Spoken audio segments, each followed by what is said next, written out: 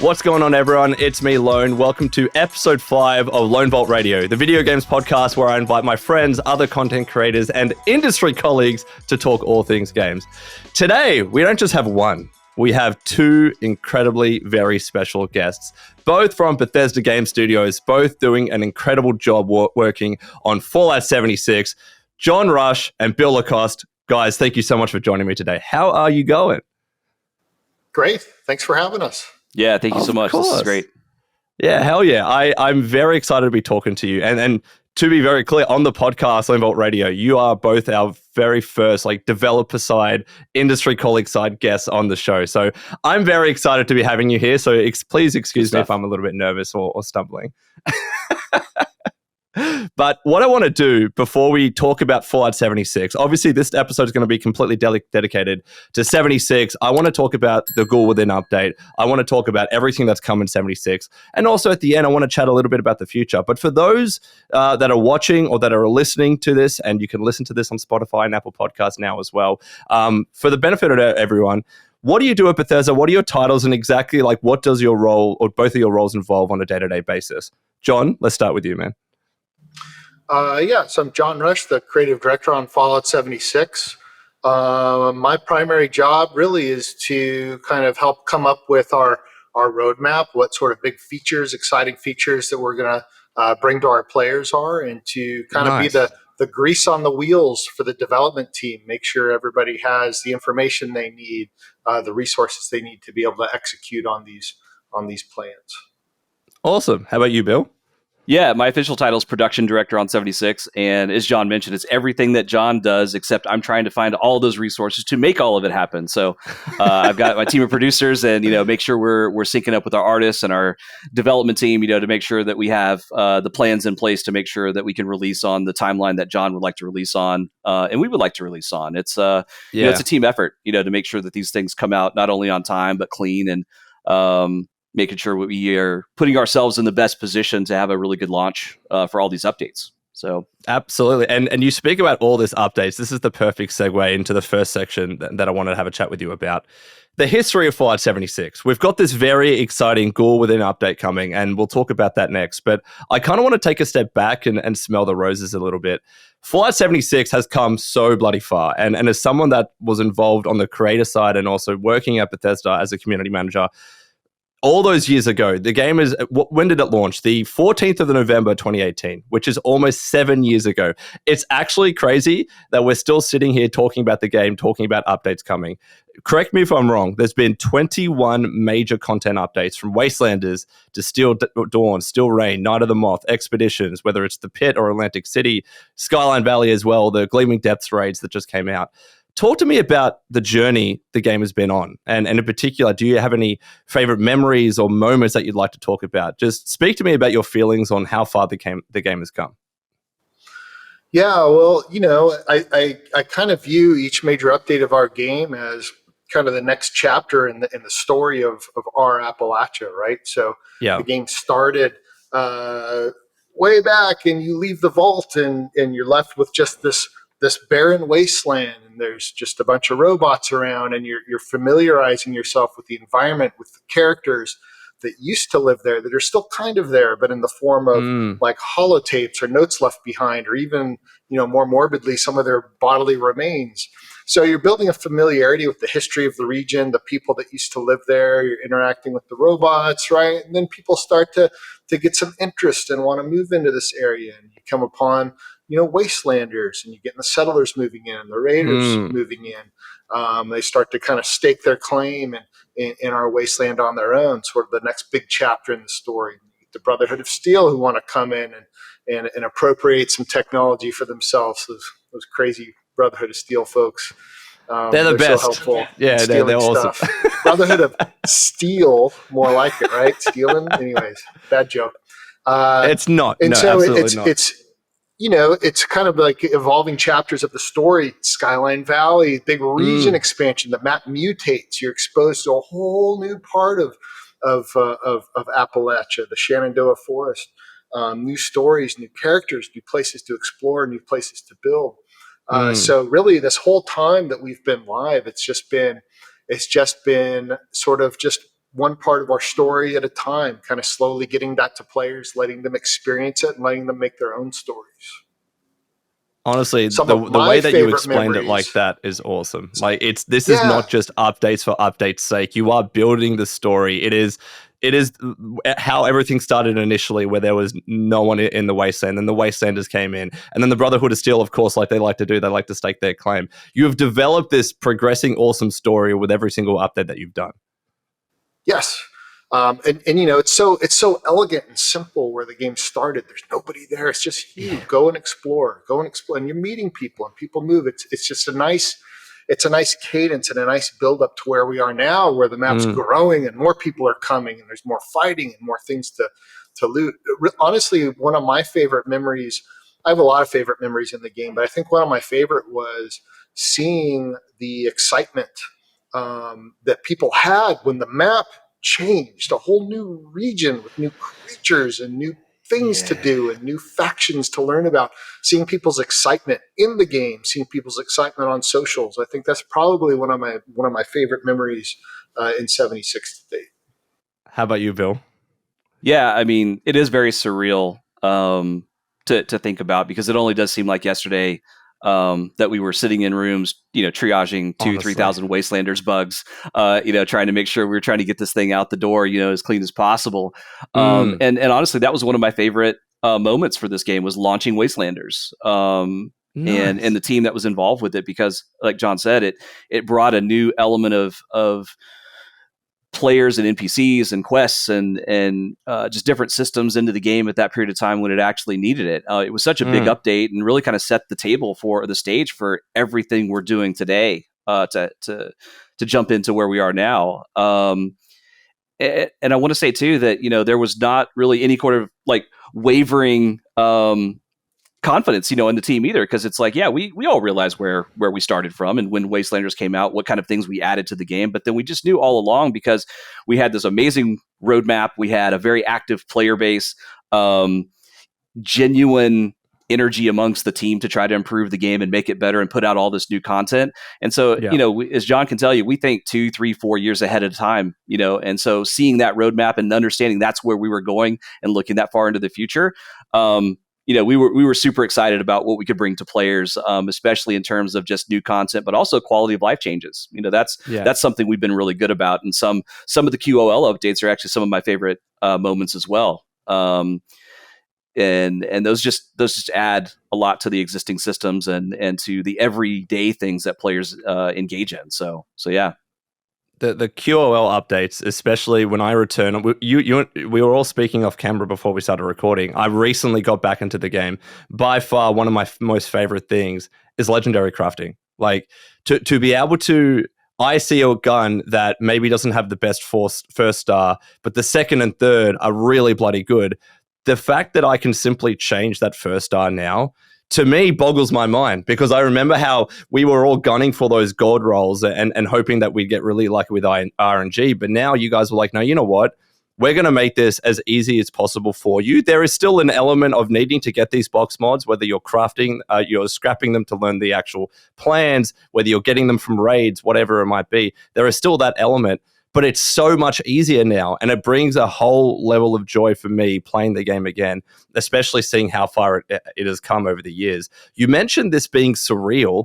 Did you ever expect, almost 7 years after the game launched, to be sitting here like continuing to work on the game and speak about the game? Yes and no. It's hard to say, especially when you're looking at numbers, you see players. But again, you go back to looking at the engagement that our community has with this game and the number of players who were still engaging, even to some of those more maybe like challenging times for us, putting content out. So when you see that and you look at it, it's like, yeah, I'm not surprised that we are here, because they know where we're going. And I think what was important for us was to just show the players that, look, we are consistently putting out content. But the consistency part was the big thing there, meaning every 12 weeks, you are going to get an update to this game that has meaningful content, story, quests, systems updates, things like that. So we knew that if we just kept on doing that, that players would remain, they would stay, they would be engaged. And as you know, Discord, Reddit, they're always willing to give us feedback on the things that they want us to look at. We have star boards, we have the suggestion boards of Discord, and we also have the PTS side of Discord as well, that people are happily to engage and let us know how things are playing out. So, us rolling out those types of features, and again, just staying consistent with the players and engaging with the players, we knew we would be at this point in the future. Even the PTS is proof of that, Bill. Like when the PTS was introduced, giving us an opportunity, not just, don't get me wrong, it's cool just to be able to play upcoming content early as a fan, but also when you think about it from the development perspective, that gives us an opportunity to provide direct feedback on things at that stage. And there are countless times, and I've lost count, as to how many things and mechanics and systems and numbers have been tweaked from PTS to the moment something has actually come out to the live server. I used to follow that stuff, and now I follow that stuff really closely. You need to be commended on that side, and not to give yourselves a pat on the back, but you should. Like, the PTS was an absolute game changer, and you're still doing them with every major update to this day. Yeah, it's huge for us. Like I said, the feedback we get from that, day 1 through day 30, is good. And we see that. And to give people maybe just a little bit of insight into our process internally, we have a full team of people who come in after PTS launches, and we do live triages. We have triages that show all the issues that are coming in. We have feedback. We have it broken down by each individual feature that's gone out. And we talk about these things. We talk about the impact to players and what's the priority on certain things here. And so that just kind of gives people insight that we are constantly looking at this and trying to make sure that what we're delivering to players is an improvement every time we put up a new build. And is that something that you would similarly do when you actually have an update going into the live server, that triage process? So you're pretty much treating the PTS in a kind of similar way. Very similar, because before, and I don't want to get too much into our production processes, but usually when we go to PTS, we're at a point where we're already content complete. Like, we're ready to receive feedback not only from internal playtests but external players on PTS. So we've already completed the work at this point, and we're just waiting to see what kind of tuning we need to do, what kind of iterations we need to do. Sometimes it's like, hey, you know what? That doesn't look that great in this particular setting. Let's change that up. Let's change the lighting. Let's change shadows. It's like there's a lot of different things we find out through that testing. But yeah, certainly at that point in time, we're done. Like, we are ready to release technically to the public, and that's what we're doing with PTS. And so we just get that in the wild type of feedback from players. And our players are smart. I mean, they know more about this game sometimes than we do. And it's like, oh, really? I didn't know that. And we still know a lot about the game, right? And they've been, and they've been playing this for forever, and they're huge Fallout fans. And so it's just a welcome sight to really see all the feedback that they give us and the engagement that they have with us. I can't say enough about how happy I am to have a community like that, and for us to have that community. So. Yeah, and obviously you've had a PTS. I'm not too sure if it's still live, but you've had a PTS for this Ghoul update, officially called Ghoul Within. I would love to now shift to that and speak about this update, because it's probably one of the most exciting updates next to Skyline Valley that has come to the game, or that will be coming to the game. March 18 is the official date, US time.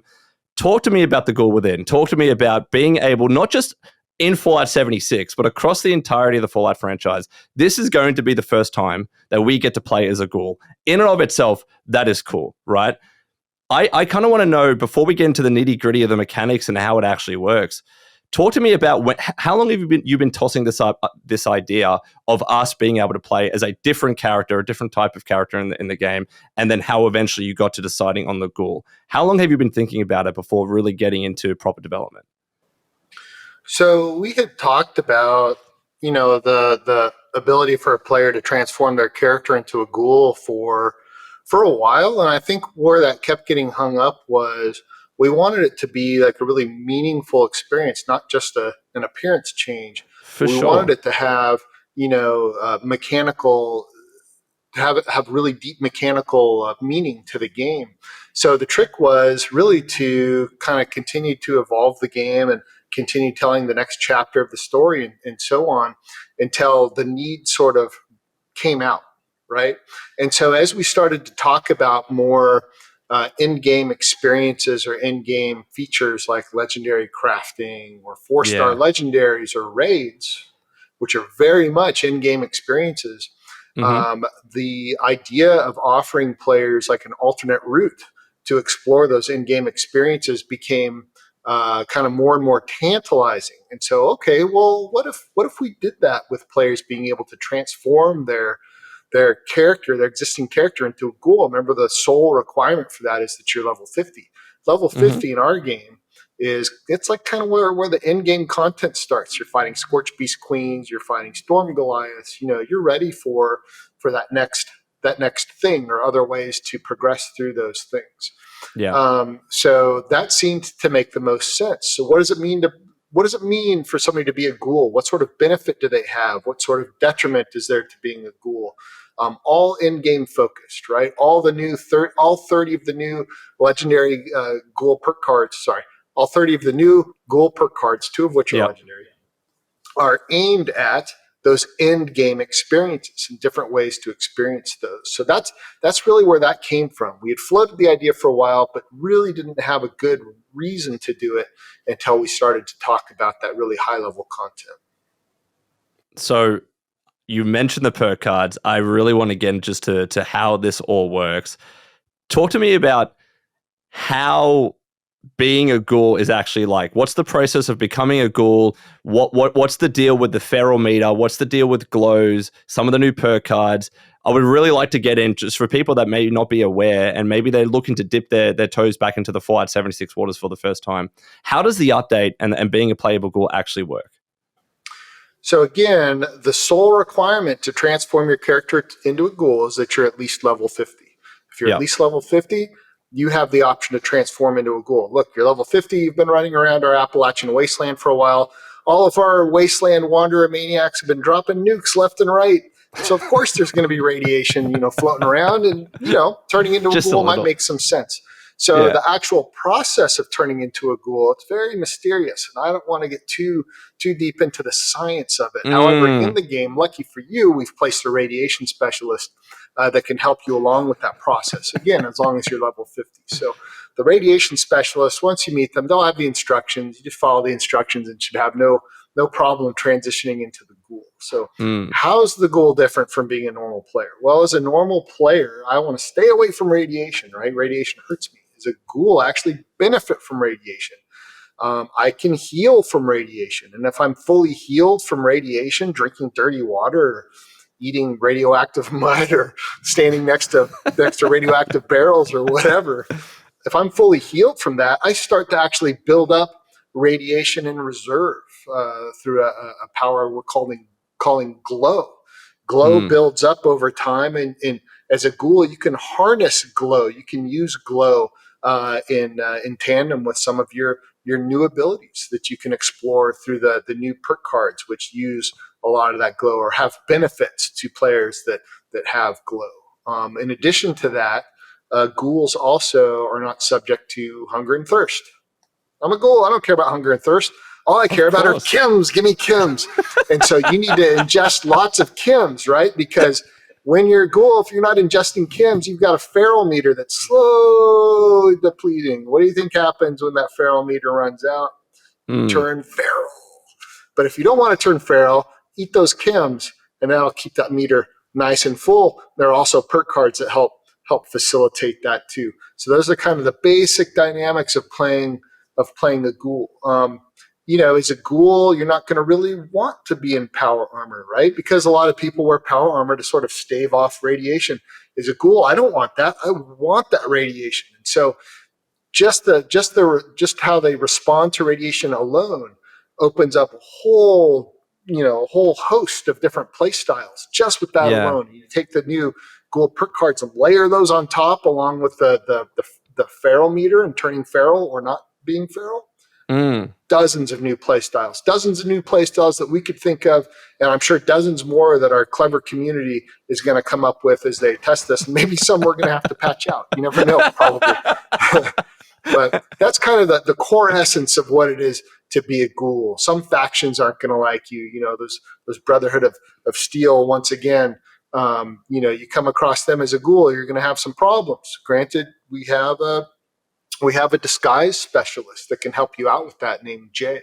I talk to Jay, and Jay can help you get disguised, and you're able to interface with these Brotherhood, and they don't know the difference. So lots of cool new mechanics at play here, and I really can't wait for players to get in and explore those for themselves. A lot of possibilities, and a lot of ways this ties into future content as well. All of which I will not be discussing. I won't probe. It's intriguing me, but I promise you, I won't probe it in this. But if you notice a pattern, it's these updates have been building upon one another and building, and they're going to continue to do so. It's taking me all my restraint not to ask more questions about that, John. Can I ask you?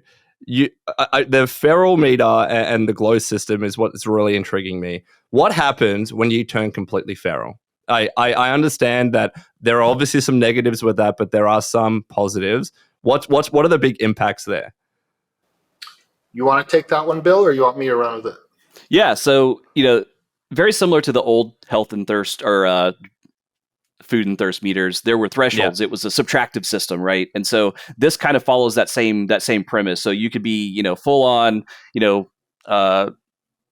nothing in your feral meter, and it's going to drain kind of the same rate as normal health and food would. And then as you get below those thresholds, you're going to start getting hit with some bonuses, but also detractive elements as well. So once you kind of get below that 60-40 threshold that's there, you start to lose a good bit of endurance, max HP, max AP. However, you start to gain melee damage, and you also eventually lose a ton of endurance, but also charisma, I think, is on that list too, HP, AP, and your gun accuracy goes low. So basically, once you get down to completely feral, you're just a melee machine at that point. And I think that's going to be the interesting part, because that's how I play. I'm completely forgetting about all the chems and stuff right now to manage the feral meter, right? Bill is a maniac.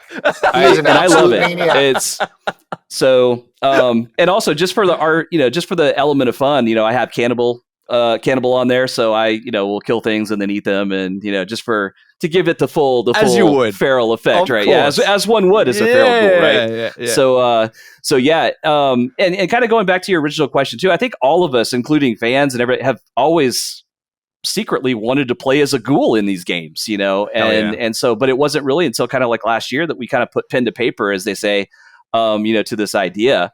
But we've always wanted to kind of do this, and as John said, also, we talked about this even in the previous interviews. We didn't want to cheap out on the experience. We didn't want to give players something that was simply just a mask disguise. We really wanted to build a new system around this, because we wanted to give players another way to play this game. And I think that's what it's going to provide players, and I'm very, very excited about it. John, and you mentioned some of the perks. We have things in there like faulty spots, for example. So weak point damage is increased by 15%. We have brick wall. So when your glow is high, you're immune to stagger, which is awesome, because I love that part of it. And what? Yeah. So we have a lot of great perks, in the game right now. And like John said, we'll probably continue to tune some of these. We'll find out some of maybe a little OP, but we'll let players tell us that. We'll take a look at the data and things, and just continue to iterate as we see fit. But a lot of these perks we're putting in are pretty cool.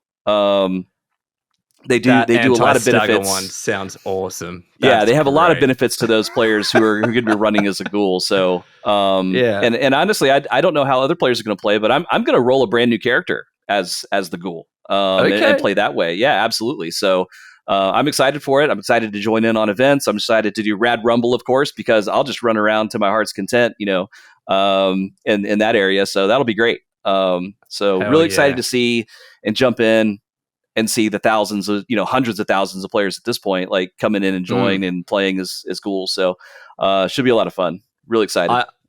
Touching on things potentially being OP and you needing to work on that and balance that. And I'm sure that happened during the PTS. I've been speaking to some creators, namely Angry Turtle, who he tells me that if you, in terms of endgame content, in particular in terms of raids, Ghoul is going to be very powerful, possibly the most powerful way of playing the game. Can you confirm or deny that? Is that the case?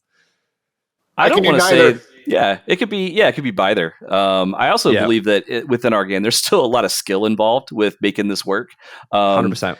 There are loadouts that you would not think are great or min-maxed in some way, shape, or form to help you play. And then you put it on, you're like, oh my God, this is great. And so, and a lot of those are done by the community because they experiment. They do a lot of theory crafting on everything we do. They try every card, every rank. They spreadsheet it and output data and parse it. And it's fun to watch them do that too. By the way, I enjoy that element of it. So, yeah. Can I ask you, does that ever help you? Because you're crunching the numbers on your side. You're seeing the actual telemetry and data on what players are doing, what weapons and whatever is being used more. So that's probably the strongest or whatever it might be. Do you ever look at a video like from the likes of Angry Turtle or other creators, Mr. Westtape, where they're breaking down these big spreadsheets and numbers and you're like, we probably need to have a look at that, or that's something that we didn't know. Does that happen all the time or from time to time? Yeah, I mean, we take a look at those videos, but sometimes they're already posting it in Discord while they're on PTS. They'll actually give us that feedback that, hey, I think this is broken, or I think this is feeling a little bit OP with my current setup, and then we'll actually take a look at it, run through, and go, yeah, that's actually a really good way to synergize, all these things together, and it does a lot of damage. So, hell yeah. So yeah, but also at the same time, players with our game really truly enjoy the power fantasy. They love going in and just laying waste to tons of scorched or ghouls and things like that. And so there's a healthy balance I think we have to strike there, because we don't want to take that away from players. That we feel that that's a really key part of the experience that players have in our game. And so we want to make sure that is fun, enjoyable, and still provides a level of engagement and fun that they're looking for.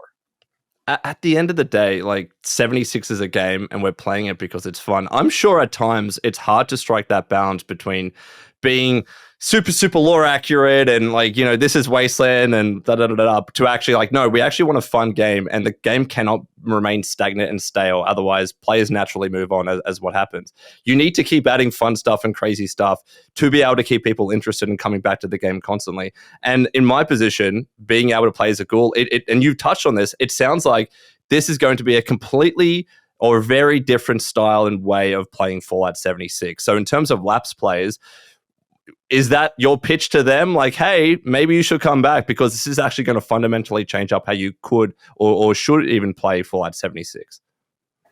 Well, absolutely. I mean, I think one of the advantages that 76 has, or one of the main differences I'd say it has from the other Fallout titles, and even from the show, is that we're the furthest back in history.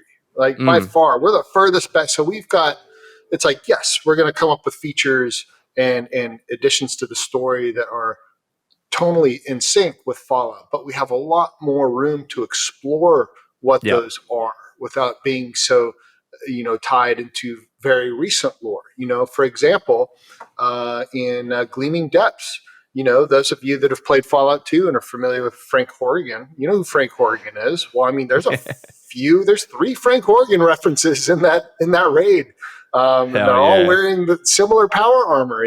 Perhaps that was a prototype. I don't know, but there's a lot of that kind of creative freedom where we can explore some existing lore, and there's a creative freedom where we get to kind of make our own. So that's kind of where having your character turn into a ghoul comes in. It's like, well, what's unique here? Why can we do that in 76?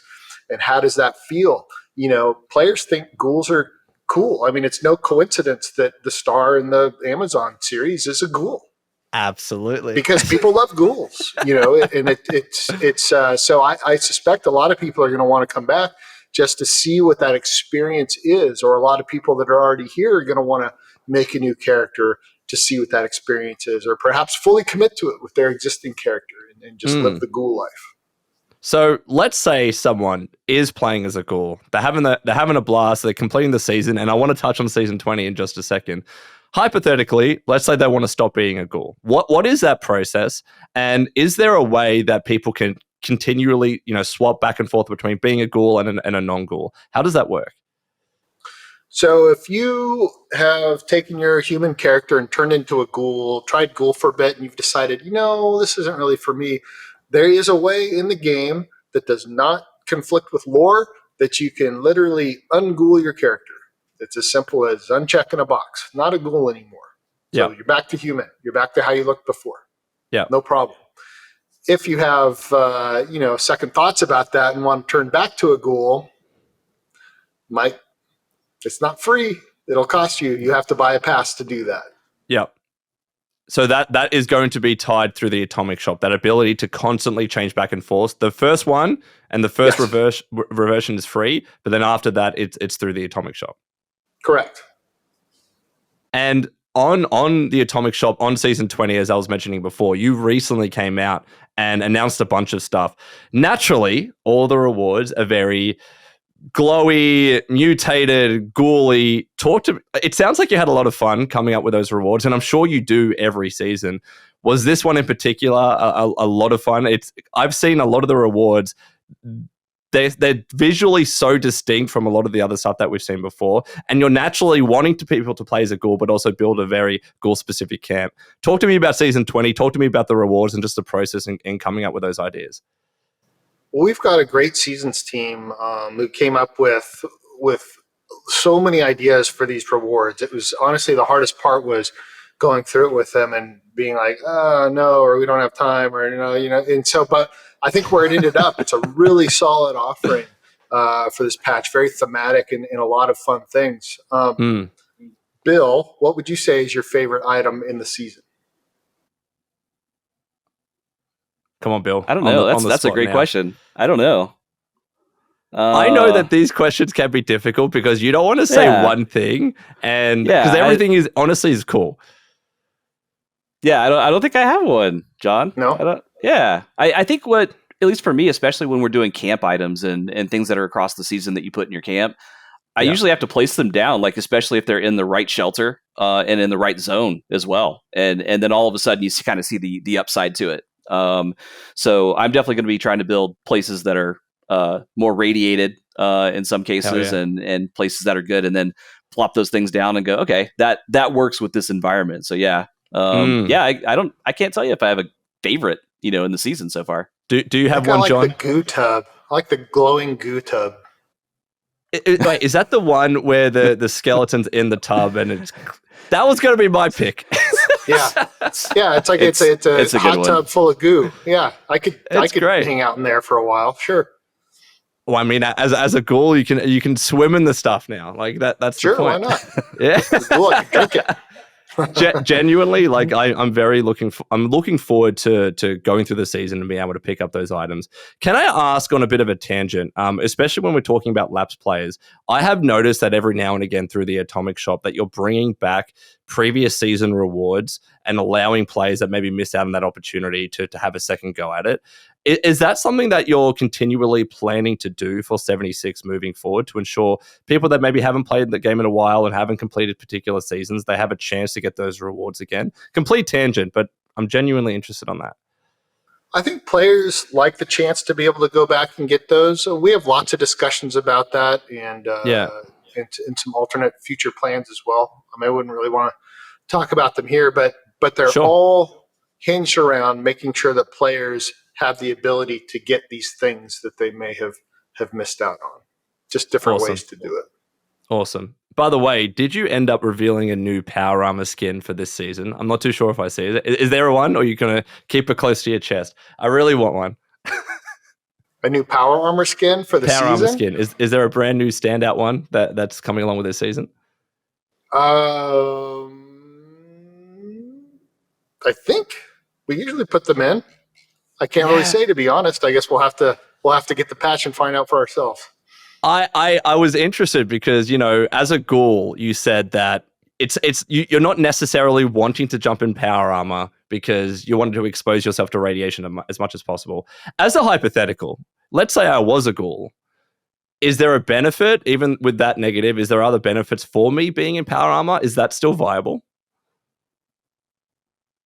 What do you reckon? Technically, it's still viable for you because there's going to be set bonuses across some of the other power armors, like Union Power Armor. You're still going to get the weight increase, So there's definitely going to be those inherent bonuses to the sets that you have. But in terms of the radiation protection, you kind of don't want it because it's just going to stop you from going into glow, or when you expend all of your glow, you're not going to be able to get it back up. So.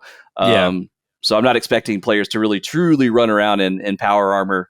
And also it just kind of gets rid of the look of the ghoul too. You're so right. I think, I mean, the thing is, in power armor, you can remove your helmet, you might right? see perhaps you might see a bunch of ghouls running around in power armor without the helmet. Yeah, miner's helmet on instead. You know, Right. you touched on like players testing things and coming up with crazy ideas that you didn't think of. I can almost see it now of a bunch of ghouls running around with power armor on with the helmet removed. They've figured out this awesome meta and the perks pair together really nicely. Can I ask, like, have there been any memories or moments where that's kind of happened, where you were genuinely shocked? Like, how did they think of that? We didn't even come across that. It's the nature of game development where players test something in a certain way and it's kind of crazy. Do you have any like memories or moments where you can really think of that happening? I'm sure there's a few. I don't know if I should say this one. It's a don't be pressured. Yeah. All right, you can say no, Lone. Stop asking. Well, let me just say this. I did see a video the other day of someone power armor shifting through the world and making their way down to the Ultra Sight Terror, and they got outside the world. Yeah, and so I was like, all right. That was, you know, applause for the creativity and the work, but don't do that. You're just killing the fun, man. Go through it all. It's good. So no, some of the best raids that I've had. I'm playing it normally just with a bunch of people. What I'm really interested in is being able to go through a raid and doing that endgame content as a ghoul. I'm curious if you've tested out doing that, and do you have a preferred way of going through a raid? Is it as a normal character? Is it in power armor? Is it as a ghoul? What do you reckon? A ghoul... Oh, sorry, John. Go ahead, Bill. I was going to say, as a ghoul and also playing feral, it's kind of the equivalent of trying to run those in like a bloodied type of situation. Sure. It doesn't usually work out well for me, especially doing melee, because you definitely need ranged elements down there in the raid. So it's probably not going to work out too much for people if you're playing to just go feral down into the raid. But I have other loadouts too that I run through there, and I just have to be more careful. You know, not necessarily so much around the toxic pools and things like that, but certainly I'm a little bit more squishy. Running through those now, so I do have to be a little more careful. For sure. But it's still a lot of fun, and it's obviously still doable too. So, which is important. Out of curiosity, by the way, if you are a ghoul, does that change your resistance to poison for like the Ultra Sight Terror, for instance, or is that the same no matter if you're a ghoul or non-ghoul? No, just radiation. Yeah, fair. Yeah, that's cool. Well, I'm very excited to come back and play as a ghoul. It's something that I've personally been preparing for. We have like 20 minutes or so now as part of this episode. I would really like to start chatting about the future of Fallout 76. And as I mentioned to you, you can be as nondescript as you want. You can tell me, stop asking questions. We want to save stuff to reveal later. But I'd be remiss of not asking at least some of these questions. Talk to me about the future of Fallout 76, just generally. I know that we've got things that you've teased, like the fishing update, and I'd love to ask you about that. But what's the general direction that you want to take this game moving forward?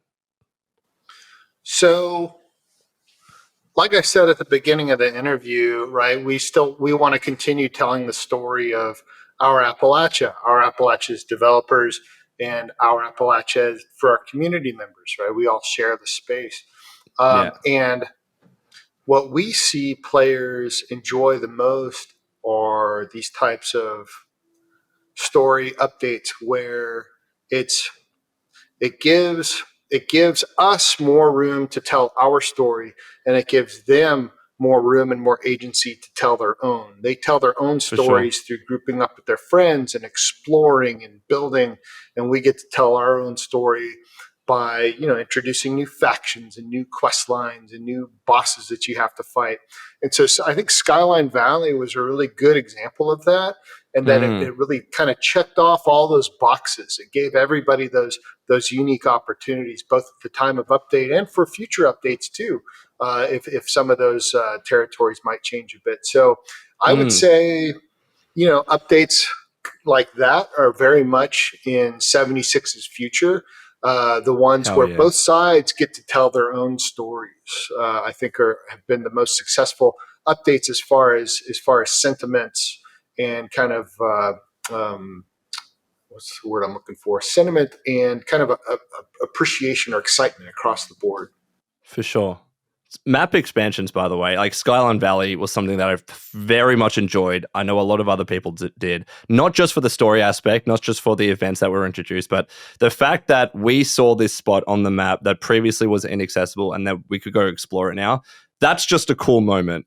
Can I ask you, and this is such a long time ago now, over 6 years ago, was that ever the thinking when you were developing the map of Fallout 76?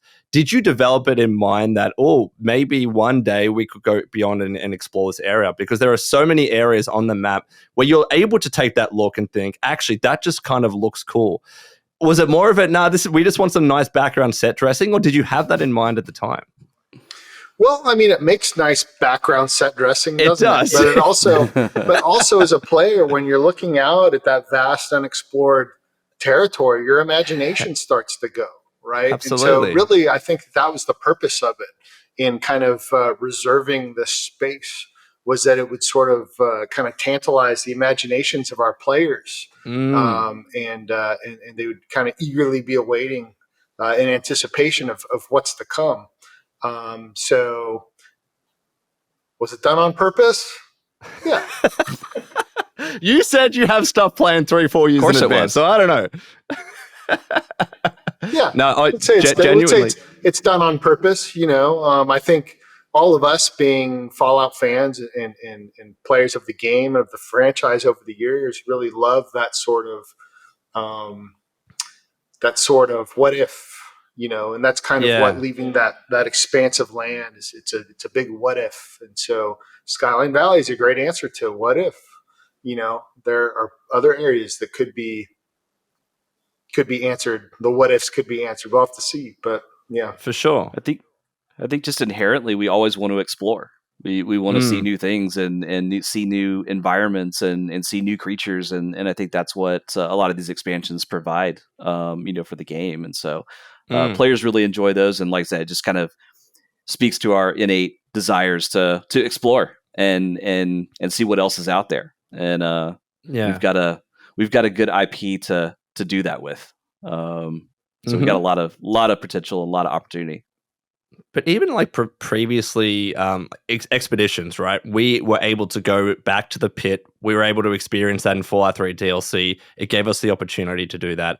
And I'm not going to probe here, but the IP provides that opportunity of being able to explore those areas. Especially, what makes it so fascinating is that it's at a point in time in the Fallout franchise, timeline-wise, that it allows you the flexibility and the freedom to do a lot more. And I'm sure that was going through your head when you were thinking about the pit. I'm sure that was going through your head when you were thinking about Atlantic City, different area. But how do you, like, scope creep is a real thing? How do you stop yourselves and be like, we gotta just start making the bloody game? There's so many cool things that we could do. Does that get difficult at times?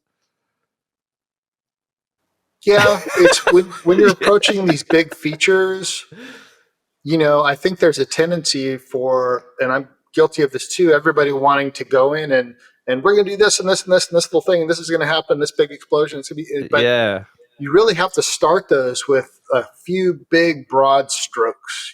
We all take a look at the broad strokes as a group.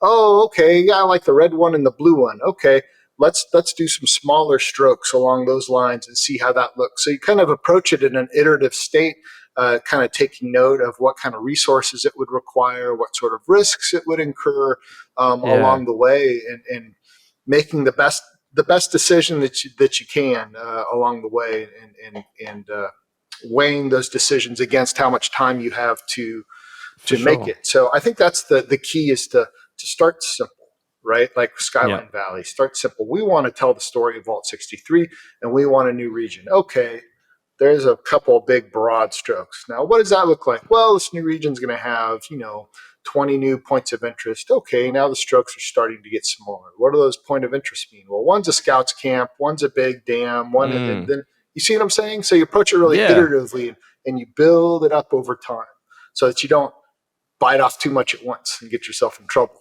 Because you're right. That creep is a real thing. I've been guilty of it too, many times. No, it's natural. And Bill, you're laughing. It's natural part of the development process, but I'm sure Fallout as an IP in particular makes it very hard not to do. Yeah, and I think. Oh, sorry, go, John. Sorry. No, you're good.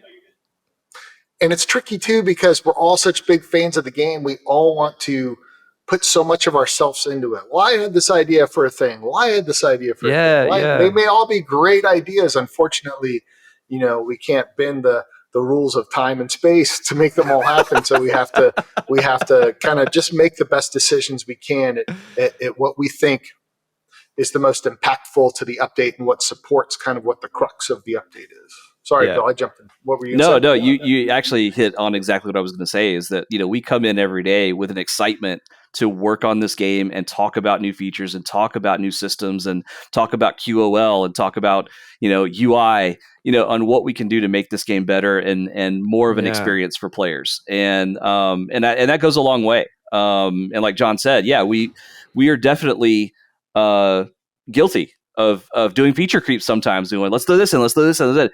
But we are also pretty good about scaling it back to and going, you know what? We're not living patch to patch, with this particular product. We have the luxury right now because of the support of the fans and also support of the team and the company to continue this effort of putting content into 76, that we don't have to think patch to patch. We think year to year.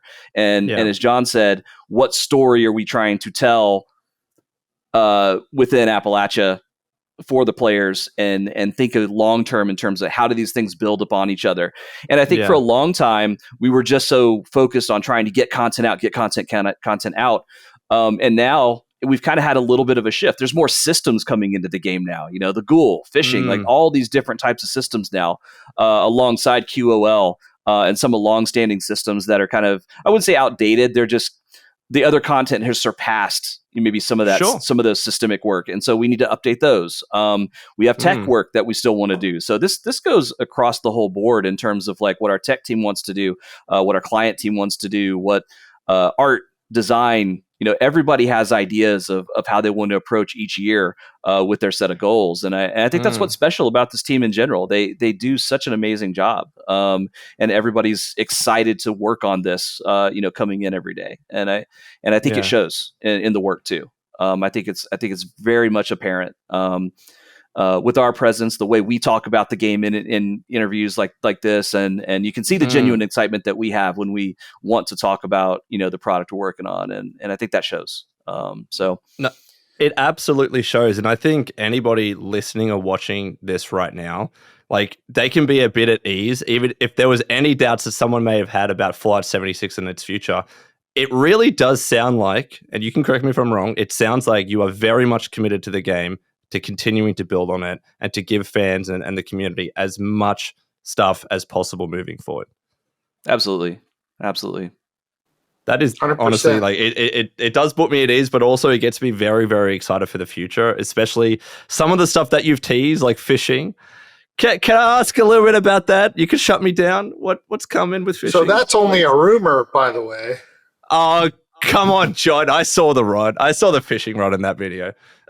All did. The dog brought that in. It was bringing in all kinds of stuff from around the studio. I can't account for what that dog was doing off camera. That fishing was a rumor. We take ideas from everywhere. Damn. All right. I won't ask about fishing, but I'll also be remiss if I don't ask about this. Ghoul update. Ghoul Within. March 18. It's coming. Have you started thinking, or is there any potential for any other playable character or class? Super mutant, robots, there are many. What do we reckon? Well, I was kind of thinking that we could give players the option to play as Mirelurks. No. So how are you going to have conversations? That's a good question, and we've gotten that question before. And as somebody who's played a lot of MMOs, I understand where it's coming from. Again, it's going back to why we chose to bring Ghoul in now, right? There are those mechanical differences that are going to really make that feature when weighed against all the updates going on around before and after this Ghoul update. That gives a reason for it to even exist. We don't want it to just be a visual change, right? So if, like, a popular one that's been brought up a lot is, I want to play as a super mutant. That would be neat. That's the natural step, yeah. But tell me why. What does it do? And so it's really, we have to think, if we want to do that, we have to think about what meaningful difference that makes mechanically in the game. And I think the obvious one to gravitate to is, as a Superman, you could be a tank. It's like, sure, I have power armor. I can be a tank. Sure. So I'm not saying no, and I'm not saying yes. It just takes a really good reason to push that forward. And I think, and I know players want to hear, I want to play as this, but trust me, it's having those reasons really so clearly underlined. When you hop in as a ghoul, you're going to feel it, and it's going to feel really awesome. It's going to feel really good. You're going to be glad that it's more than just an appearance change, that there's so much more to it. And so any other races that we bring into the game, we would want players to have that same satisfaction. For sure. Because, like, let's be honest, if you did just make it an aesthetic choice, like, you can play as a ghoul, but really it's only your looks that are changing and that you can customize, people wouldn't be happy with that, right? So, like, you're seeing all these great ideas and you want to put them into action and to execute on them, but you also need to do it right. What's hit me the most about this podcast, which, by the way, I've really enjoyed, thank you, is how you really, and it's just clicked for me, you're building this continuous story and you're connecting these major updates in a meaningful way moving forward. And it's something that I didn't appreciate before this. So I'm not going to probe too much more about it, but it really just does sound like the future of 76 is very safe. And obviously, the Fallout franchise is pumping right now. We've got Fallout, the TV show season 2 as well. Can I ask you quickly about that? What was it like with season 1 and the hit that was to have this huge influx of players come to Fallout 76? Was that a bit of a surreal experience? I would say so. Because even with a TV show that's built around, the product you're working on, there is still some anxiety, right? Like that first episode comes out, you're like, is this going to be good or is this not? And then 1 or 2 minutes in, you're like, okay, this is a hit. This is amazing. Fantastic. And so, but to see the number of players who came in after that, it was a pretty big spike, and a lot of them have stayed around, of course, to continue playing. This. It is surreal. That was a lot of players coming in and giving us feedback and playing the game and enjoying the product that we got. Also, you saw a lot of other players coming in and going, I hadn't played this since launch. Holy cow. It's so different. I'm going to get my friends to come in and play, and they can bring their friends to come in and play. And then, unsolicited, we had other, people re-review the game, and they're like, hey, we were going to re-review this. And it's like, well, thank you for that. We're okay, but we appreciate you doing that. That's a good recognition of the work that the team has put in, and the efforts people have put in to try to make this just the most amazing live Fallout game that we can present. So for sure. So yeah. It honestly, we are doing a bit of a full circle moment and seeing how far Fallout 76 has come. The thing that was really that moment where I think a lot of people realize the game has very much vastly improved since launch is especially on Steam, when all those reviews ticked over to the positive, and you've built such a hardcore audience. Does it still surprise you to this day? You created this game in a harsh, desolate wasteland. There was a PvP system, and then everyone was like, we just want to be friends with each other and share items. And, you're walking out of the vault, here's a paper bag full of 200 stim packs. Did that take you off guard a little bit, that the community is the way it is still this day? Absolutely. I would have never guessed that the most coveted item in our game would be a clean toilet.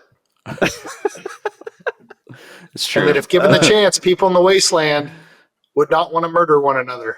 Actually, it kind of sheds a bit of hope for humanity in real life. It does. It's encouraging to see, and it's fun, and how our community reacts to our game and how they want to play our game very much shapes our content that we make. Right? It just does. We want to encourage them to hop in the world each day. We want to give them a world that they want to hop into. So very surprising. Going back to when you were talking about things we were excited about, even with the Ghoul, but the game in general, I think the one thing that is probably not overlooked, but I want to say it out loud anyway, is I'm excited for how many videos are going to be simply role playing of ghouls. and going into the world and seeing people doing their role playing inside of our game. Like we've really given them a new thing to role play with, and I'm really excited to see that. I think it's going to be really eye opening, in terms of the numbers of players who are going to come in and just simply role play and run around the world with their friends and create videos and have trials, and it's like they're going to do all this stuff in the game, and I'm really excited to see it. I think that says a lot about the feature itself, and how excited players are to engage with it. What was kind of funny when the show came out, seeing people go into our character create and do all these like kind of extreme settings on their human character to try to make it look like a ghoul. And some of them got pretty close. I remember seeing that and thinking, we made the right decision, because going back to simply being an appearance change, a lot of people would be happy with that. Look, I can role play as a ghoul now because I look like one. But then, of course, there would be people that would want that mechanical difference too. So that's really why we wanted to wait and do it the way that we did. Absolutely. And look, Ghoul Within, Ghoul Update, being able to play as a ghoul, it's coming out on March 18. I would love to give you kind of the ending segment of this podcast to make your pitch to players that are invested in the game, that are about to play as a ghoul and maybe didn't try out the PTS, to players that haven't played 76 in a while, maybe looking to jump back in, and to players that have never played 76. Like, why should people be playing the Ghoul Within update come March 18? So there's never been a better time to adventure with friends in the wasteland. I always say that, and I always mean it. The game keeps getting better and better. So if you want to hop in to the Fallout universe and make some great friends along the way and have some great experiences, now's the best time to do it. And it just happens to be when we're making it so that you can play as a ghoul for the first time in any Fallout game ever. Hell yeah. What about you, Bill? Yeah, same as what John said, but I also like to throw numbers out there too and just say, look, this is update 58 that's coming up. My God. Right. That just puts it in perspective. We talk about 21 major updates, but really it is 58 updates, to the product. And I think that says a lot about, again, the support, but also the support, not only internally, but support from our fans and also our internal team and just the engagement that they have. And so, and we've talked about, all the way at the end of the year, that'll be 64 and then 70. It's like we don't have an end in sight for this. We're going to keep going. We're going to keep putting out content. We're going to keep doing all the things we've been doing before with QOL and systemic changes. And now is a great time for, especially if you're a new player, to come in. This is, there's 6 years of content, built up in here, and you're going to find friends along the way. We mentioned the whole, what was your favorite moments? I wanted to also call out that, like, when I first started working on this game, I went onto Twitch and I was just looking at who was streaming this game. What kind of things were they doing? What kind of communities did they have? And I ended up becoming friends with some really good content creators. And I never let them know like what I did or who I was or anything. I just played with them and join on every night and jump into the game and play and run around and take pictures in the camps and stuff like that. And they're still friends, to this day. We're on Discord, we're playing. Some of them still don't know what I do, and some do, but it's great because we're all friends despite even them knowing like what I do for this game. They love the game, they love playing it, and they love certainly hanging out with us when we play.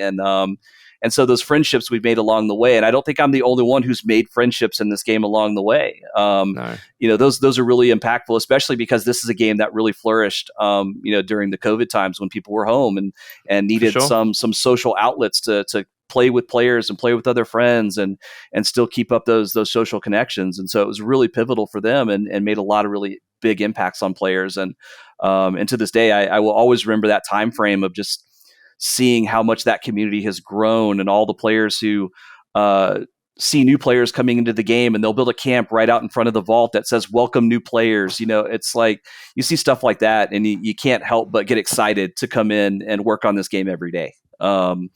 So yeah, that's my final parting notes there on what we do. Thank you for sharing that. And honestly, to both of you, Bill, John, I really appreciate you joining the podcast. Like to have you being on here talking about Fallout 76. I would love to get you back on at a future time to talk about the next big update. Honestly, I've really very much enjoyed this, and I hope you both have too. Same. So Absolutely. Love it. Yeah, thank you so much for having us. It's been great. No, of course. Again, the door is open for you both to come on and talk about Fallout 76. I'm very much invested back in the game.